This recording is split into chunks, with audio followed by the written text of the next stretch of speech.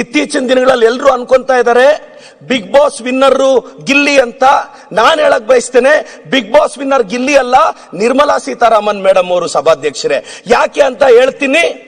ಕೊಟ್ಟಿರೋ 50 ಲಕ್ಷದಲ್ಲಿ 18% GST, 13% income tax, 4% cess, 52% Nirmala Sitharaman madam ಅವ್ರಿಗೆ ಹೋಗೋದ್ರಿಂದ ನಿಜವಾದ Bigg Boss winner Nirmala Sitharaman madam ಅವರು ಅಂತ ನಾನು ಹೇಳಕ್ ಬಯಸ್ತೀನಿ ಸಭಾಧ್ಯಕ್ಷರೇ.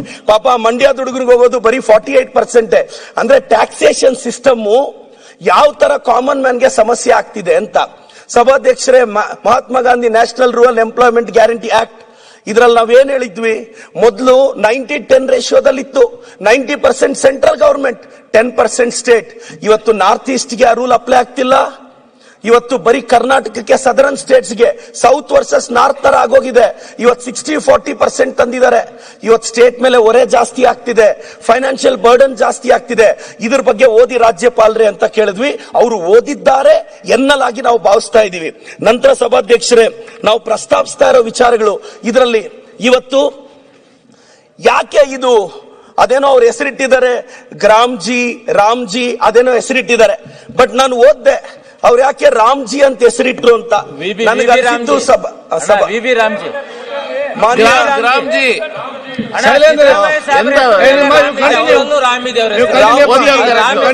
ರಾಮ್ಜಿ ಅನ್ನೋ ಹೆಸರು ಯಾಕಿಟ್ರು ಅಂದ್ರೆ, ಸಭಾಧ್ಯಕ್ಷರೇ, ಅಯೋಧ್ಯೆಯಲ್ಲಿ ರಾಮ ಮಂದಿರ ಕಟ್ಟಿದ್ರು. ಅಯೋಧ್ಯೆಯಲ್ಲಿ ಶ್ರೀರಾಮಚಂದ್ರ ಇಂಡಿಯಾ ಕೂಟಕ್ಕೆ ಒಲಿದು ಬಿಟ್ರು. ಸೊ ರಾಮ ಒಲಿಲಿಲ್ಲ. ಸೊ ಅಯೋಧ್ಯೆಯಲ್ಲಿ ರಾಮ ಮಂದಿರ ಕಟ್ಟಿದ್ರು, ಶ್ರೀರಾಮಚಂದ್ರ ಇಂಡಿಯಾ ಕೂಟಕ್ಕೆ ಒಲಿದ್ರು. ರಾಮ ಒಲಿಲ್ಲ, ಮತ್ತೊಮ್ಮೆ ಹೊಲಿಸೋ ಪ್ರಯತ್ನ ಪಟ್ರು.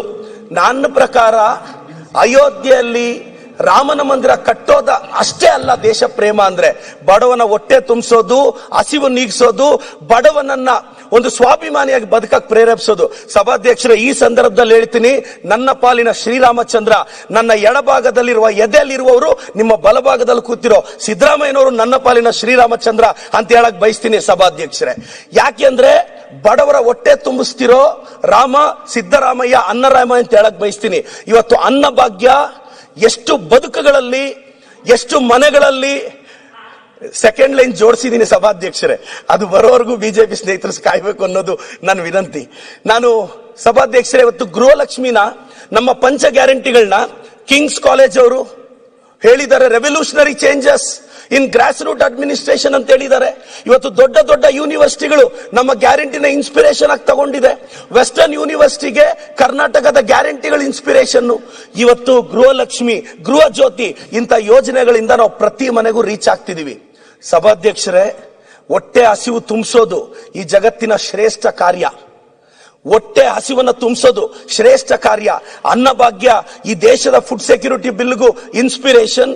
ಅಂತ ಬಿಲ್ ತಂದಾಗ ಅದಕ್ಕೆ ದೊಡ್ಡ ಸ್ಫೂರ್ತಿ ನಮ್ಮ ಸಿದ್ದರಾಮಯ್ಯ ಸಾಹೇಬರು ಮತ್ತೆ ನಮ್ಮ DK ಶಿವಕುಮಾರ್ ಸಾಹೇಬ್ರ ಸರ್ಕಾರ ಅಂತ ನಾನು ಹೇಳೋದಕ್ಕೆ ಗೌರವದಿಂದ ಹೇಳಕ್ ಬಯಸ್ತೇನೆ ಸಭಾಧ್ಯಕ್ಷರೇ.